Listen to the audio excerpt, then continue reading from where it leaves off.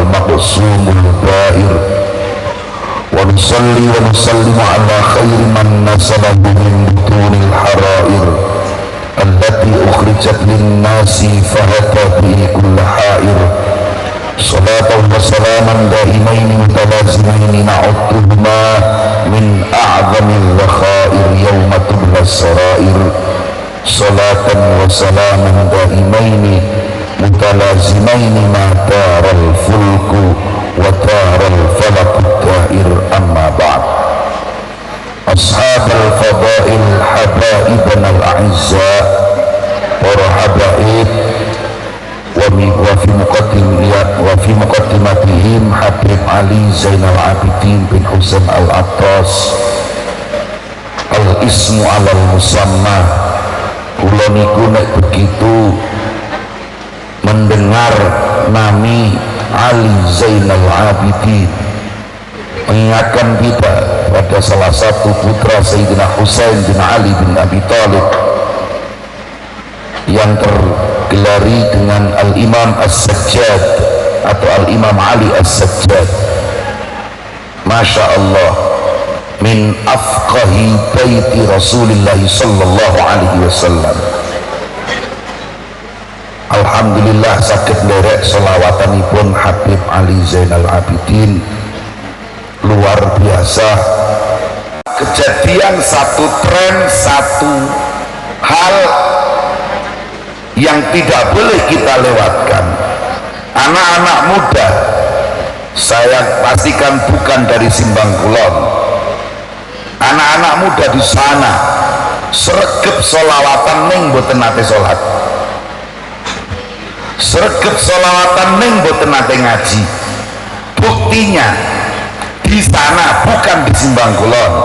Di sana begitu Habib pemimpin sholawatan turun maka langsung kabur semua hadirin.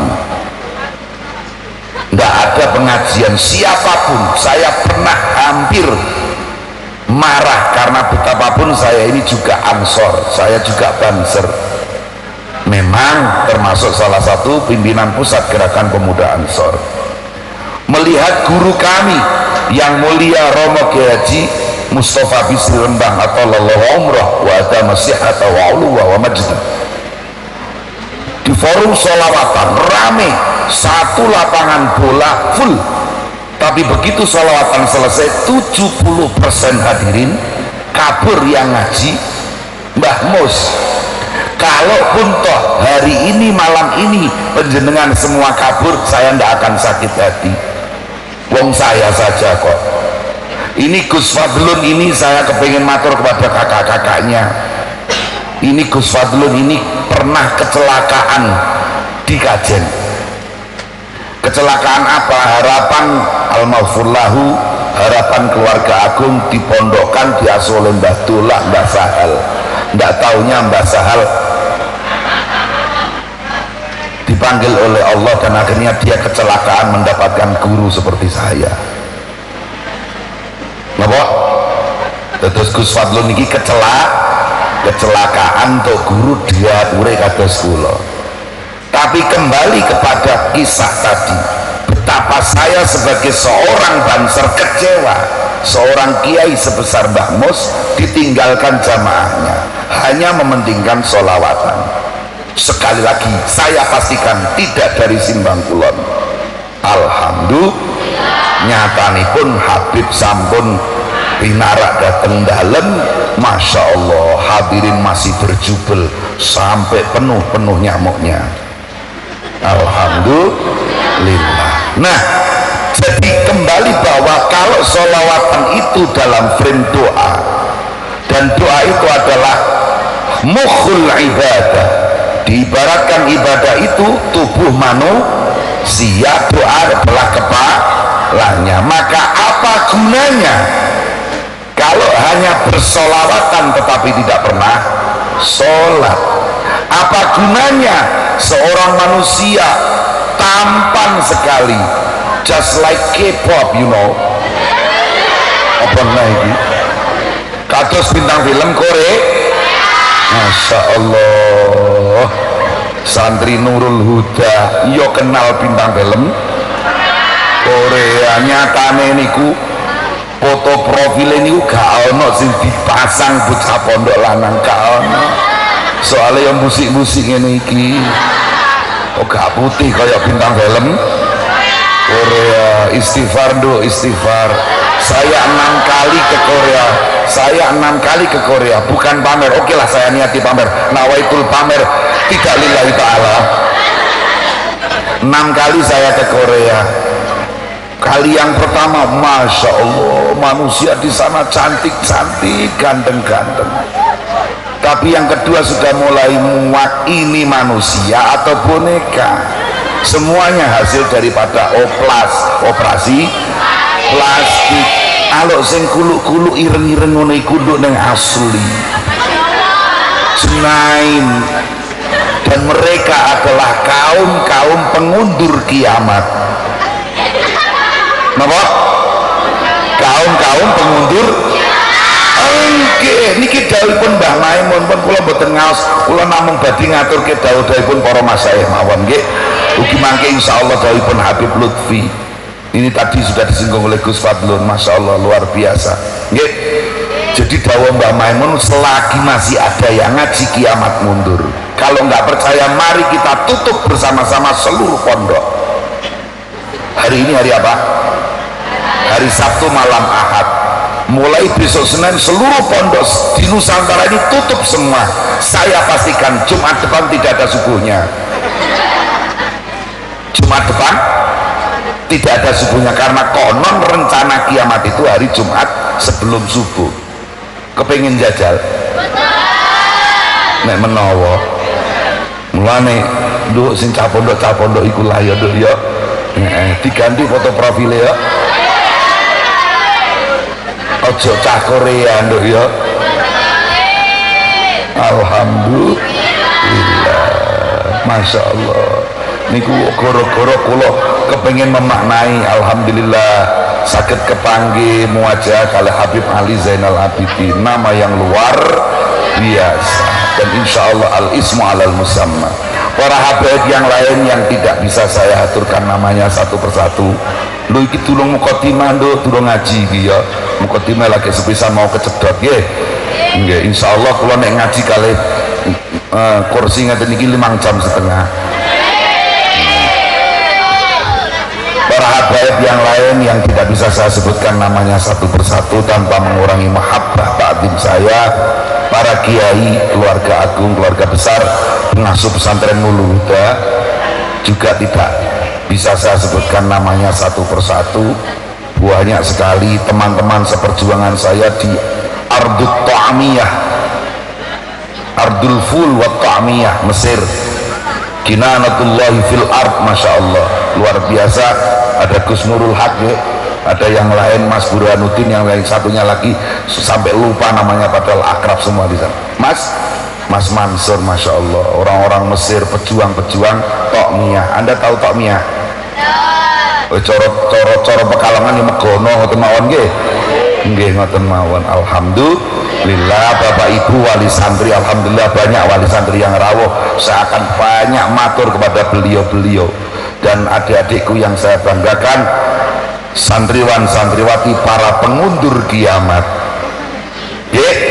Alhamdulillah. Sekali lagi Mbah Maimun pernah dawuh ketika memaknai hadis man ra'ani dakhalal jannah wa man ra'ani ila yaumil qiyamati dakhalal jannah. Barang siapa melihatku, kata Rasulullah, maka dia akan masuk surga. Dan barang siapa yang pernah melihat orang yang pernah melihatku sampai hari kiamat, maka juga masuk surga. Pertanyaannya, siapakah yang melihat Rasulullah? Adalah para sahabat. Kemudian siapakah yang melihat sahabat? Adalah yang melihat tabi'in adalah tabi'ita. Yang melihat tabi'in adalah al-a'immah al-arba'ah al-mujtahidin minhum Imam Malik, Abu Hanifah an-Nu'man, Imam Muhammad bin Idris Asy-Syafi'i, dan Imam Ahmad bin Hanbal. Kemudian yang melihat para imam itu adalah para murid-muridnya, yang melihat muridnya adalah murid-muridnya, yang melihat muridnya adalah muridnya, yang melihat muridnya ila yaumil, yang melihat kiai adalah para santri. Selama masih ada santri yang melihat kiainya melihat kiainya melihat kiai, sampai Rasulullah Sallallahu Alaihi Wasallam, maka kiamat rencananya believe or not, it is not my business, you know. Percaya atau tidak bukan urusan saya. Tapi kalau nggak percaya mari dibuktikan. Tapi kalau saya tidak mau membuktikan apa? Jangan ngaji, jangan ngaji. Insya Allah Jumat depan tidak ada subuh. Allahumma sholli ala sayyidina Muhammad. Bapak Ibu, adik-adik, santriwan santriwati, para pengundur kiamat yang berbahagia, alhamdulillah. Kalau tadi Gus Fadlun mengingat-ingat salah satu ucapan saya juga mengingat-ingat ucapan guru saya. Loh, ini loh cirinya pesantren, nggih. Mengingat-ingat salah satu hadis yang selalu diulang-ulang oleh Syekhuna wa Murabbi Ruhina Romo Kiai Haji Muhammad Ahmad Sal Mahfud rahimahullah rahmatan wasi'ah, dan juga diteruskan oleh para kiai-kiai kami di Kajen Pati, bukan Kajen Pekalongan. Ada salah satu hadis dari baginda Rasulullah Sallallahu Alaihi Wasallam di mana dikatakan bahwasanya bada'ad dinu ghariban wa sayaudu ghariban kama bada'a fatuba lil ghuraba alladzina aslahu fima afsadahun nas atau kama qala Rasulullah Sallallahu Alaihi Wasallam. Dawuh Kanjeng Nabi niki artosipun bada'ad dinu ghariban, agama Islam ini mulai muncul dipandang aneh. Dipandang apa? Aneh. Panjenengan kula ampun bayangno sakniki, alhamdulillah wong sakniki lak mboten nonton sing aneh ngedelok wong Islam nggih. Nggih. Dulu ketika pertama kali Islam muncul dianggap aneh. Kenging napa? Sebab sebelum Rasulullah Sallallahu Alaihi Wasallam membawakan agama Islam, kita tahu semuanya waktu itu menyembah berhala. Menyembah berhala niku dianggap pangeran, tapi kula jenengan paham berhala itu bisa dilihat, bisa dipegang, bahkan bisa dijenggung. Nggih napa nggih? Nggih napa nggih? Nah, tiba-tiba Rasulullah datang membawa agama untuk mengajak menyembah Allah, dan Allah tidak bisa dilihat di dunia. Nggih napa nggih? Dari arah niki aneh napa mboten Islam zaman semonten? Aneh. Wong sing liya do nyembah perkara sing iso dilihat. Nabi Muhammad ngajak nyembah Gusti Allah tidak bisa dilihat dengan mata di dunia. Maka ini gambaran keanehan Islam pertama kali. Alhamdulillah, dengan perjuangan baginda Rasulullah Sallallahu Alaihi Wasallam, dengan perjuangan para ahli bait, kita tahu Islam di Nusantara ini tidak mungkin berkembang seperti ini kalau para habaib, para dzurriyyah Rasulullah Sallallahu Alaihi Wasallam tidak kersa turun di bumi Nusantara ini. Ahlu baitil Mustafa turi hum amanul ardi faddakiri. Wali-wali semua itu para habaib. Banyak ulama-ulama kita, baru saja Habib Ali ndawi kepada saya, ulama-ulama Nusantara, tetapi sebenarnya mereka beliau-beliau itu juga punya garis keturunan kepada baginda Rasulullah Sallallahu Alaihi Wasallam. Nah, jadi jangan dilihat Islam sekarang nggak aneh. Alhamdulillah. Lillah. Orang sudah biasa ditanya agamamu apa, Islam. Siapa yang kamu sembah? Allah. Di manakah Allah? Allah tidak di mana-mana. Allah tidak di mana-mana, tapi ada di mana. Nggih napa nggih? Nah, bada'ad dinu ghoriban. Agama pertama kali itu datang aneh. Wa sayautu ghoriban kama bada'a. Nanti kalau menjelang kiamat, agama Islam akan kembali dipandang aneh.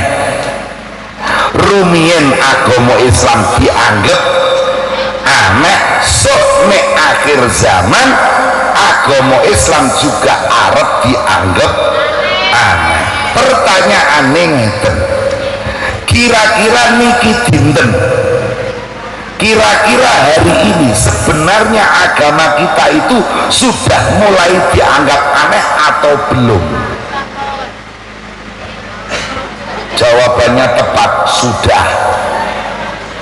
Para pengundur kiamat ini, para santri ini, kalau dilihat dibandingkan dengan pergaulan teman-teman seusia mereka, saya sering mengenas, saya sering sedih ketika melihat di buku-buku santri saya tertulis 1-2 bait puisi tentang penderitaannya di pondok pesantren, sambil terakhir ditulisi dari penjara suci. Alhamdulillah masih ada sucinya, tapi ada penjaranya. Penjara itu kan sebentuk keterbelengguan, nggih napa nggih? Adik-adik di sini bisa update status? Hah? Sering? Astagfirullahaladzim. Adik-adik di sini bisa keluar pondok sesukanya? Hah?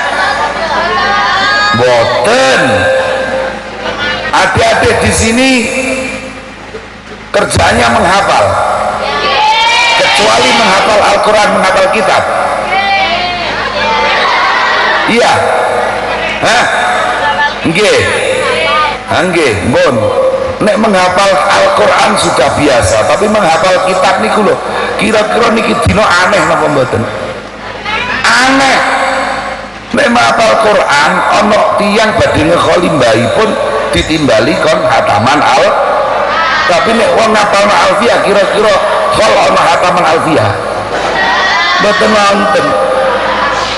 Padahal Masya Allah ngapal alfiah niki angel pol, tapi kok ora ana gunane nduk ya. Apa jae kira-kira kula tak tanglet kali santri-santri putra, Mas, bayangkan nanti kamu punya anak dan istri. Bayangkan dulu, pejamkan matamu. Bayangkan nanti anak kamu sudah punya anak dan istri. Bayangkan, udah. Nah, suatu malam anak istrimu lapar, bacakanlah alfiah. Kira-kira kenyang atau tambah lapar? Saya jangan tambah lapar. Qala Muhammadun. Kok fales sih lagunya? Saya lagi serak soalnya. Allahumma sholli ala sayyidina Muhammad. Jadi kalau anak istrimu lapar, bacakanlah alfiah. Kira-kira tambah lapar atau tambah kenyang? Pastikan tambah lapar. Terus kemudian waqfu. Untuk apa kau menghafal alfiah? Ayo. Kalau kita mau memahami Al-Quran dan hadis, bukankah di kiai kotak ini, apa?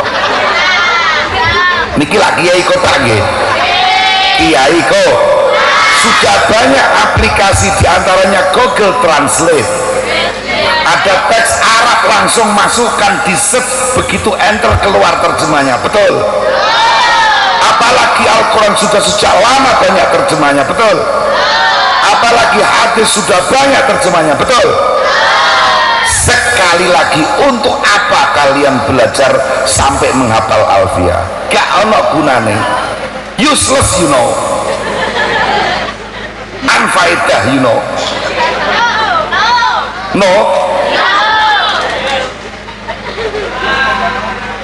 ora ana faedahe kesel tok nggih. Ayo jajal, give me one reason, you know. Beri saya satu alasan saja kenapa kamu harus menghafal Alfiah. Pingin apa? Pingin kayak Gus Fadlun? Pingin kayak Gus Fadlun atau pingin sama Gus Fadlun? Beda loh, yaitu 11-12.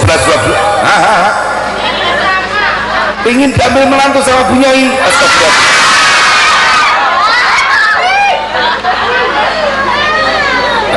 Kamu tahu yang di hadapanmu ini diambil menantu sama kiainya. Pingin resep. Ayo, saya ijazahi mau. Bismillahirrahmanirrahim. Allahumma bejo. Alhamdulillah. Allahumma shalli ala sayyidina Muhammad. Jadi kalian sendiri yang setiap hari belajar kitab kuning saja ditanya susah jawabnya, apalagi orang lain. Untuk apa moco tulisan huruf pelengkui orang harokate gundul meneh. Nggih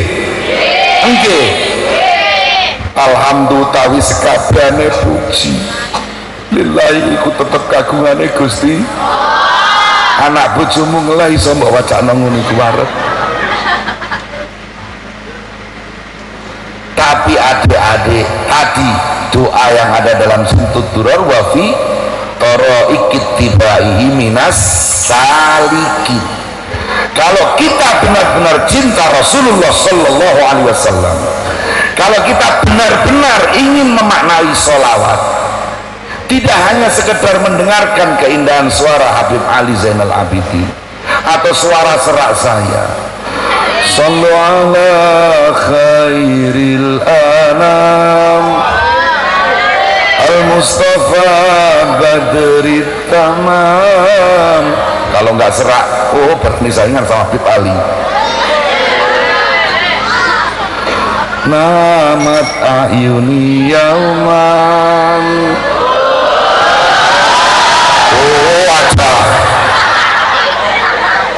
When I need you, I just close my eyes and I'm with you. Loh. Kamu tahu apa artinya? Akhir surah ini kita apa? Namat ayuni yauman juga nggak tahu. Padahal itu artinya podo sesiji nganggo bahasa Quran, sesiji nganggo bojone wong kafir. Nggih napa nggih? Namat ayuni yauman, suatu ketika mataku terpejam. Namat wal haninu nama, semakin terpejam semakin membuncah kerinduan ini. Tulis wow, gede dadekno status.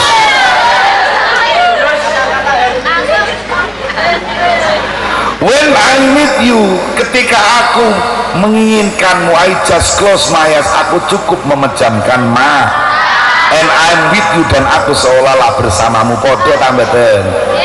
Iya, podo mawon nggih. Mulane kudu ngerti artine, bro sis. Nggih. Kudu ngerti artine. Senajan iku mau nganggo basane wong kono nggih. Siji basa Quran itu tetap luwih apik basa Al-Qur'an. Nah ini loh pentingnya. Dari sini mari kita kaji. Sudah sejak dulu kala pembaati iku lima warnane. Nomor siji apa? Maca Quran. Angen sama nane. Allahumma sholli ala Muhammad. Itu saja pengajian saya malam ini. Tapi kalau dielaborasikan, kalau dijabarkan, insya Allah subuh kurang 2 menit belum juga selesai. Tombone atiku iku kudu maca Quran, tapi juga angen-angen sama teng mriki wonten pondok tahfidz sekaligus wonten pondok kitab leres. Iki lho sing pas pondok niki. Ya ana sing maca Quran, ya ana sing angen-angen sama. Tetapi sekali lagi saya tegaskan saat ini juga, kalau angen-angen sakmanane nganggo terjemah, maka itu akan sesat dan menyesatkan. Kepengin contoh, kalau hanya berbekal terjemah, meskipun itu terjemah Al-Quran tanpa ilmu-ilmu yang mendukung, hanya sekedar membaca ayat Al-Quran dan terjemahannya, maka dipastikan you must be sure that podol itu bahasa Inggrisnya sesat dan ngersake. Contoh, mari saya baca ayat-ayat Al-Quran, adik-adik yang menerjemahkan. Sanggup gak? Percaya? Mboten? Insya Allah. Oke. Aqimus sholah, ayo terjemahkan. Bisa gitu kok, dirikanlah. Betul nggih terjemahannya bapak-bapak nggih? Leres nggih? Wa atuz zakah, ayo terjemahannya apa? Dan bayarlah. Kutiba alaikumus siyam, diwajibkan berpuasa. Masya Allah. Tapi pertanyaannya, meskipun adik-adik sudah terampil menerjemahkan ayat Al-Quran, mari kita garis bawahi, sholat itu wajib, betul? Zakat itu wajib, betul? Puasa itu wajib, betul? Zakat, sholat, puasa wajib karena diperintahkan Al-Quran, betul? Betul enggak? Aqimus sholat niku lak perintah Al-Quran nggih. Wa atuz zakat perintah Al-Quran nggih. Sholat wajib, zakat wajib, leres. Ayo saya baca ayat yang keempat, fankihu ma tobalakum minan nisa'i.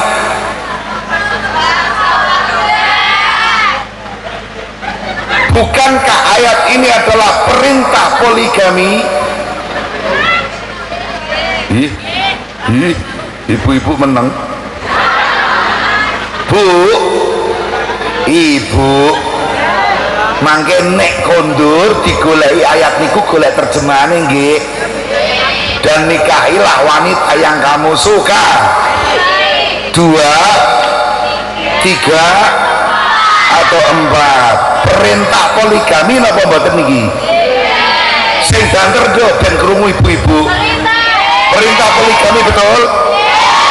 Bahwa di dalam Al-Quran itu ada perintah poligami, betul? Kalau sholat di dalam Al-Quran diperintahkan sholatnya wajib, betul? Kalau zakat diperintahkan dalam Al-Quran, zakatnya wajib, betul? Kalau poligami diperintahkan di dalam Al-Quran, maka poligami hukumnya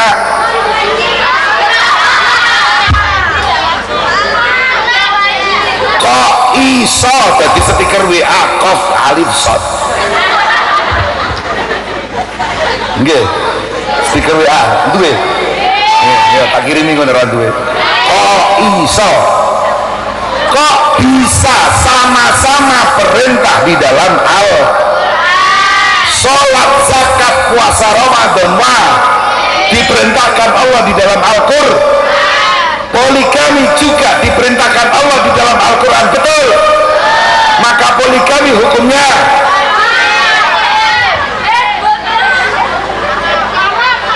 bubar. Itu bukti kalau hanya belajar Al-Quran dari terjemah. Nggih napa nggih? Tidak semua perintah itu pasti wajib, meskipun itu di dalam al-amrul mutlak yufidul wujub malam takun hunaka qarinatun sharifatul anil wujub ila ghairiha minal ma'ani as-sitta wal 20. Do you understand? Apa jae? Bentuk kata perintah di dalam itu ada 26 bentuk. Piro? 26 bentuk. Dari 26 itu memang yang nomor satu maknanya kalau kemudian dipukul rata bahwa setiap perintah Allah pasti berarti mengesampingkan berapa makna? 25 makna. Dengan gegabah kita memahami setiap perintah Allah dalam Al-Quran dipahami sebagai kewajiban, berarti kita kelirunya kemungkinan 25 kali. Paham apa dereng? Paham apa dereng? Kula ulangi nek dereng paham iki ngaji temenanan. Nggih. Nggih. Dadi nek angger diomongno kok setiap perintah dalam Al-Qur'an itu pasti maka kemungkinan kesalahannya 26 kali. Karena bentuk kata perintah di dalam Al-Quran ada 26 macam. Paham betul? Kemudian apakah setiap larangan pasti haram? Juga tidak. Ada 8 makna daripada larangan di dalam Al-Quran dan sepanjang sejarah perjuangan Indonesia ini di Nusantara, lembaga pendidikan yang konsisten mempelajari agama Islam secara menyeluruh hanya pesantren.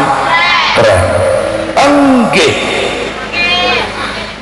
Pamer saya yang ketiga tadi belum ya, baru kedua ya, dua ya. Nah, sekarang pamer saya yang ketiga. Saya sering ke luar negeri,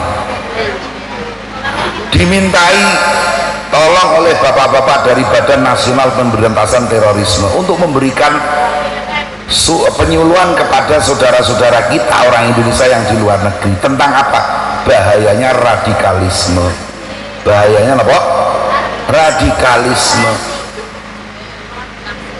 Bapak-bapak dari Badan Nasional Pemberantasan Terorisme selalu bertanya kepada kami, Gus, di pesantren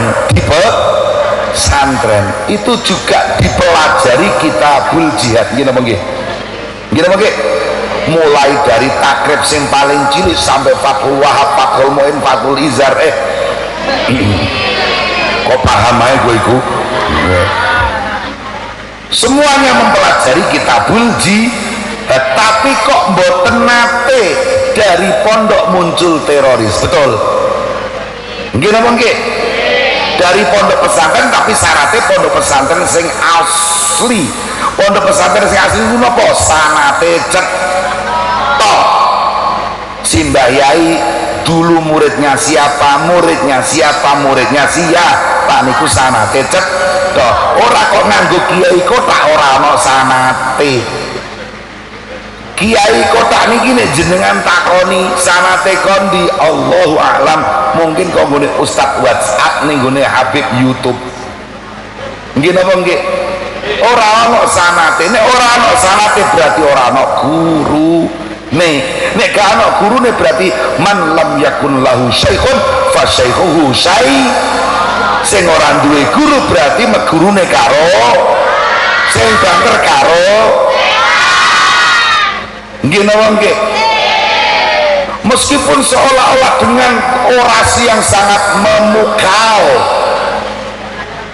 makanya kembali kepada bapak-bapak Badan Nasional Pemberantasan Terorisme, mengapa dari pesantren tidak pernah muncul teroris padahal di pesantren mempelajari kitabul jihad?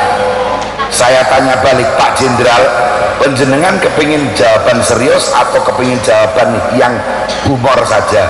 Dua-duanya Gus. Oke, saya jawab dua-duanya. Yang pertama, yang jawaban tidak serius, di pesantren itu meskipun ini tidak baik, iya tidak baik, merokok itu kan tidak baik ya. Iya, meskipun saya juga perokok, nggih, merokok itu tidak baik, nggih, meskipun saya juga perokok. Oke, halo, tapi merokok terbukti menyelamatkan negara. Di pesantren-pesantren itu ustaz-ustaz kami kalau hanya ngajinya fikih, bukan tafsir nggih, fikih niku masyaallah kitabul jihad. yata'ayyanu qitalul kuffar bi ayyi wasilatin kanat. Yata'ayyanu tadi tertentu al-qitalu apa perang kita bagi. Jadi beda kalau yang lain udah nggak boleh ngerokok, wah bacanya masya Allah, ya ta'ayyanu qitalul kuffar bi ayyi wasilatin kanat, tapi beda tambah den beda. Oh gitu ya Gus, masuk akal juga lah. Iya, maka lanjutkan rokokmu. Senajan ora apik nggih. Nggih. Merokok itu membahayakan mata. Gak percaya sonyoan matamu. Allahumma sholli ala sayyidina Muhammad. Itu jawaban tidak serius, jawaban seriusnya bagaimana? Di pesantren itu mempelajari agama secara menyeluruh, mboten namung fikih, ning ana tasawuf, ning gone tasawuf jihad sing luwih gedhe niku jihad merangi hawa nafsu. Lah nek wong iku ora tau belajar tasawuf, mulane Habibana Abah Habib Lutfi Syekhu Masyayikh Turuk As-Sufiyah, pimpinan Jam'iyah Ahli Thariqah Al-Mu'tabarah An-Nahdiyah, nggih napa nggih? Nggih napa nggih? Thariqahan, tasawufan. Nah niki wau sekaligus kula emut suatu saat Gus, saya pasuan Abah Habib Lutfi ada banyak anak-anak muda ini usia-usia ini ya ada yang pakai kerudung, ada yang pakai apa kok peci, ada yang enggak sama sekali, enggak kerudungan, enggak sama sekali kayak apa nggih. Astagfirullahaladzim. Tiba-tiba Abah Habib bertanya satu persatu, ada apa, perlu mau apa, mau minta saran Bib, saran apa? Kami ini sudah akhir sana, ingin melanjutkan pendidikan ke jenjang yang lain. Saya tamat aliyah, saya tamat SMA. Bon, ini semua begitu ya Bib, kebetulan sama, minta saran dari Abah Habib Lutfi. Apa jawaban Abah Habib Lutfi? Kalian mau mondok di mana saja terserah, kalian mau kuliah di mana saja terserah, kalian mau sekolah di mana saja terserah, tapi satu hal, carilah lembaga pendidikan yang dekat dengan kiai yang mau berthariqahan. Itu tok syaratnya Habib Lutfi. Adik-adik mau belajar di mana saja, cari ada habib kah, ada ulama kah, di situ, di tempat situ yang ahli thariqah, yang mau membersihkan hatinya. Niki dino niku lembaga pendidikan hampir semuanya sama, karena semuanya sudah diakreditasi Badan Akreditasi Nasional. Apakah itu kampus negeri atau swasta, semuanya punya standar yang sama. Tapi pesan Abah Habib Lutfi apa? Carilah lembaga pendidikan yang dekat dengan kiai para habaib yang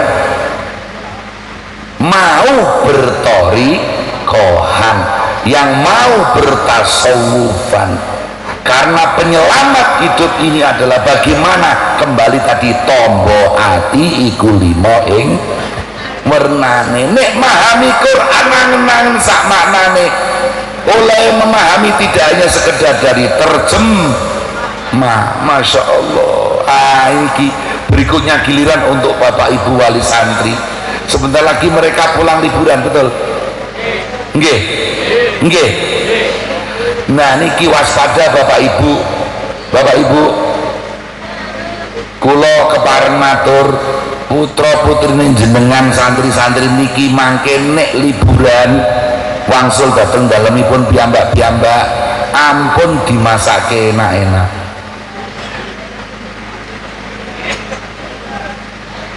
Biasane santri liburan ning omah 11 bulan di pesantren prihatin betul. Menumu apa sehari-hari Nduk? Sate. Iya sambil tempe ya kan. Keterlaluan kiainya ya. Iya. Kamu nggak bosan makan tempe mulu? Dasar mental tempe. Tapi nyuwun sewu bapak ibu, begitu mereka pulang liburan mesti bapaknya langsung, bu mumpung anakmu diru masakno sing enak, ngeten bu bapaknya. Itu salah, itu salah. Mulai tahun ini harus dirubah. Bapak ibu sing rawuh mriki sederenge kondur mangke tanglet bidang permasakan, bidang dapur di pesantren ini menunya apa, nanti dipilih masake putrane jenengan nalika liburan sing luwih ora enak ning pondok. Setuju bapak ibu? Biarkan mereka nggak kerasan di rumah dan akhirnya minta kembali ke pondok, wis rasa liburan. Kembali lagi Mbah Maimun Zubair Allah yarhamu ngendikan, pondok iku nek kepengin temenanan gak ono liburane. Adik-adik pengen jadi santri beneran atau santri-santrian? Maka saya sarankan mari dibatalkan liburannya. Ternyata hanya di bibir saja, palsu janjimu. Mboten janji. Lah yo kepengin jadi santri temenan tak ora? Lah ngene ku wau carane gampang, ojo liburan. Nek liburan nggih ngoten niku wau Bu nggih disiksa mawon ning gone omah. Mame sing ora ico-ico blas. Lho nggih. Saya itu pernah anak saya pertama kali mondok hanya 9 kilo dari rumah. Hanya 9 kilo. Begitu pertama kali kesempatan pulang, ibunya sudah, Mbah, antar belanja kemana? Yang sana, yang hipermarket. Untuk apa? Anakmu kan mau pulang. Anakmu mau pulang emang ngapain? Yuk dimasakno sing enak bae ning pondok saiki. Gak. Ngene anakmu tekan wae masakno sing luwih ora enak ketimbang ke pondok. Kowe tega, Mbah? Jane ora tega. Sakjane gak tega, tapi harus apa meneh iki anakmu lanang. Hei. Kamu pengen jadi lelaki beneran nggak? Catat, halo, catat, jadikan status malam ini. Status bersama pengajian akhir sana Pondok Nurul Huda, oke? Titik 2, oke? Ayo bareng-bareng. Al-uzama lam yuladu illa min rahimil mu'anah. Orang-orang besar tidak akan dilahirkan kecuali dari rahim-rahim penderitaan. Ora yo tandai aku yo Ahmad Nagib Abdul Mujib yo. Ya. Halo. Orang-orang besar tidak akan lahir kecuali dari rahim-rahim penderitaan. Ingat, manusia paling sengsara ketika nanti kiamat datang adalah kaum jombloan dan jomblowati. Jomblo-jomblo itu nanti kalau kiamat datang paling sengsara. Kenapa? Karena akan bertemu pimpinan jomblo sedunia, namanya Dajjal. Dajjal itu matanya saja jomblo, betul? Ngawiti jomblo ngirim rayuan kelawan muji marang sang mantan. Rasida neng YouTube goleki dhewe sihir ala jomblo Gus Nabi. Sihir jomblo ala Gus Nabi. Wis 1 juta iku wis like. Iya, tapi ora akunku dhewe dicolong wong. Ora apa-apa barang ngono ora ana manfaate guyon tok ya. Duh para jomblo, pria wanita, aja mung main Pokemon blok. Mbok yo FB-nan, WhatsAppan konco, menawa mantanmu balik nang sira. Asal-asal Allahumma shalli ala Muhammad. Jadi adik-adik, kembali pentingnya pendidikan di dalam pesantren, pentingnya menjadi santri pancen kudu menderita. nek gak tahu menderita ora bakal dadi wong apik. Nggih napa nggih? Mulane rencanane liburan apa diisi nanti kegiatannya? Murojaah nggih. Insyaallah ya. Tahajudnya ditambah banyak ya kalau di rumah. Tapi lagi-lagi ibunya yang usil, bapaknya mau bangunin jam 2:30 seperti di pondok, ibunya yang nangis-nangis. Mbok Ben, biarkan di pondok itu masya Allah disiksa sama kiainya, malam-malam disuruh bangun, mumpung di rumah nanti saja ketika subuh tinggal 5 menit. Astagfirullahal. Pendidikan selama lebih dari 11 bulan hancur ketika liburan. Maukah kalian hancur? Maka sekali lagi saya tawarkan, tolak liburan. Setuju? Wah harapnya ulak wale ijeh wae. Palsu ternyata kalian ini.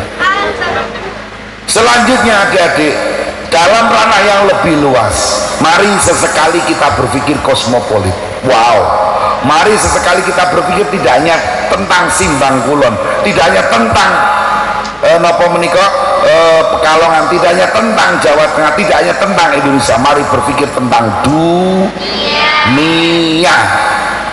Niki teng mriki kathah bendera NU nggih. Ana niku bendera NU. Wonten nggih. Gambar utama dalam bendera NU itu apa? Bola bumi kok bintang. Gambar utama dalam lambang NU apa? Bola bumi. Dikelilingi oleh huruf apa itu yang melilingi bola bumi? Dot. Pikes deh. Dot apa? Dot. Maziyatu Rasulullah sallallahu alaihi wasallam. Haitsu qala fi hadisi syarif, ana afsahu man nataqa bid-dad baida anni min Quraisy. Atau kama qala Rasulullah sallallahu alaihi wasallam. Jadi orang yang paling fasih membaca dot sedunia adalah Rasulullah.